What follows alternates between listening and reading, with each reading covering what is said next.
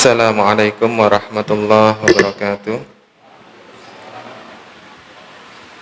Alhamdulillahirabbil alamin wassalatu wassalamu ala asrafil anbiya wal mursalin sayyidina wa maulana Muhammadin wa ala alihi wa sahbihi ajmain, amma ba'd. Marilah kita panjatkan puji syukur kita kehadirat Allah Subhanahu wa taala yang telah memberikan kekuatan, kesehatan lahir dan batin kepada kita semua, sehingga kita dapat berkumpul di tempat ini dalam rangka menghambakan diri kepada Allah Subhanahu wa taala dengan melaksanakan sholat maghrib berjamaah di awal waktu. Semoga apa yang kita kerjakan diterima oleh Allah Subhanahu wa taala. Amin. Salawat dan salam marilah kita tujukan kepada junjungan kita Nabi Muhammad sallallahu alaihi wasallam beserta keluarganya, para sahabatnya dan para pengikutnya hingga akhir zaman.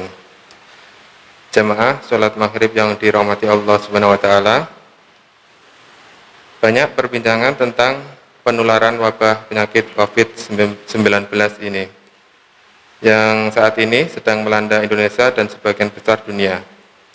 Banyak edukasi juga dan protokol-protokol untuk pencegahan penularan wabah penyakit tersebut. Para jamaah semua juga pastinya sudah tahu, sudah hafal, dan tentunya sudah melaksanakan protokol kesehatan tersebut. Betul nggih, Pak Ari? Sudah. Ya. Yakin. Tapi saya di sini tidak akan membahas tentang hal itu, akan tetapi akan membacakan tentang hal lain, hal menular yang lainnya. Mungkin jamaah semua tahu, selain wabah penyakit, kira-kira apa yang dapat menular kepada kita?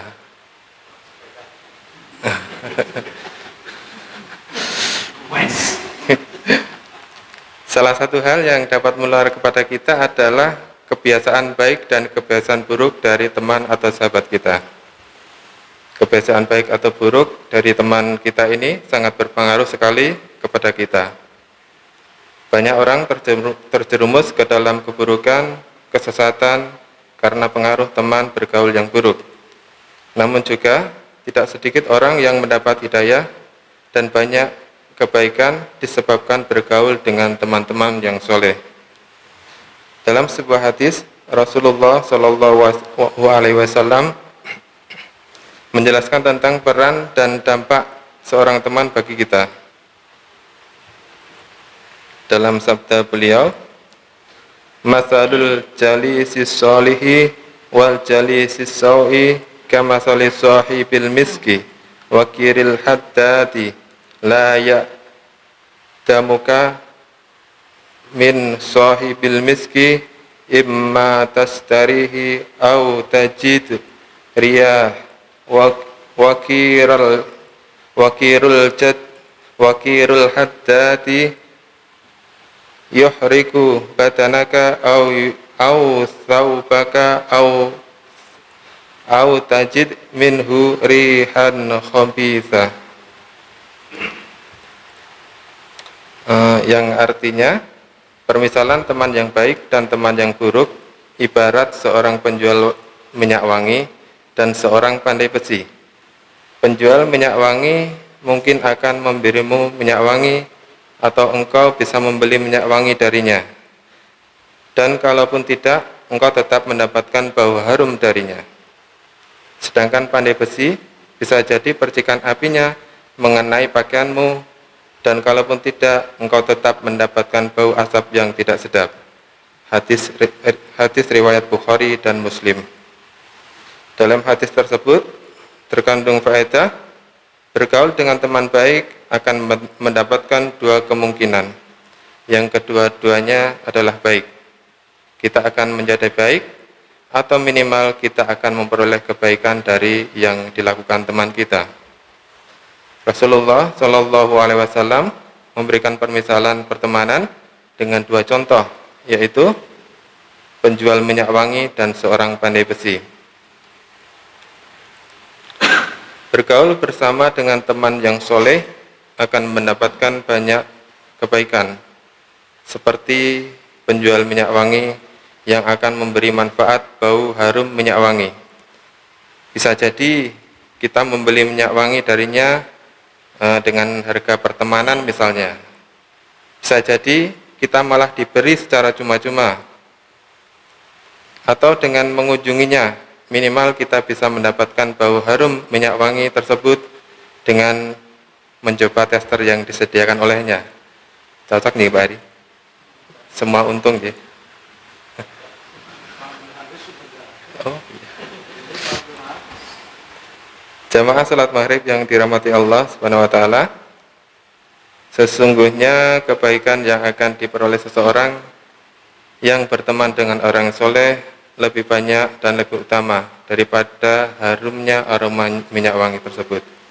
Di antaranya yaitu dia akan mengajarkan kita hal-hal yang bermanfaat bagi dunia dan agama. Dia juga akan mengingatkan kita dari hal-hal yang membuat kita celaka. Dia juga akan senantiasa memberi motivasi dan nasihat kepada kita. Seperti yang dilakukan oleh Ustadz Diri dan Ustadz Dika kepada saya. Beliau selalu memberi dorongan dan motivasi kepada saya. Terima kasih Ustadz Diri dan Ustadz Dika. Selanjutnya, jika kita belum mendapatkan kebaikan tersebut, masih ada manfaat lain yang lebih penting.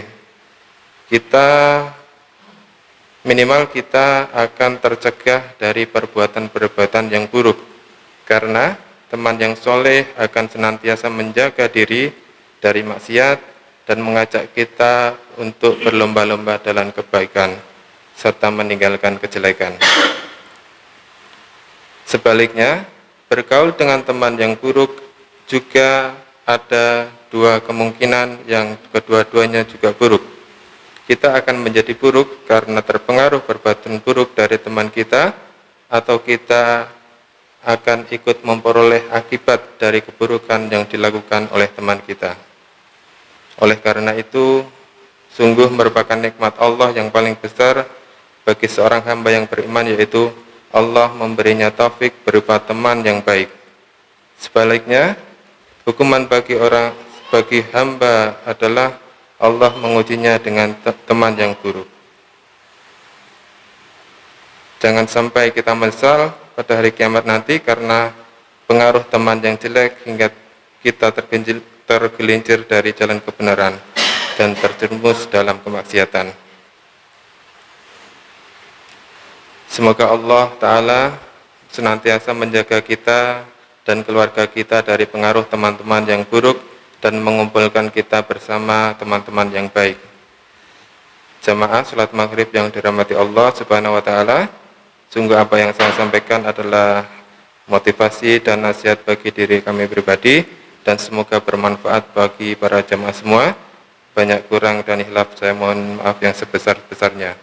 Saya akhiri, billahi taufiq wal hidayah. Wassalamualaikum warahmatullahi wabarakatuh.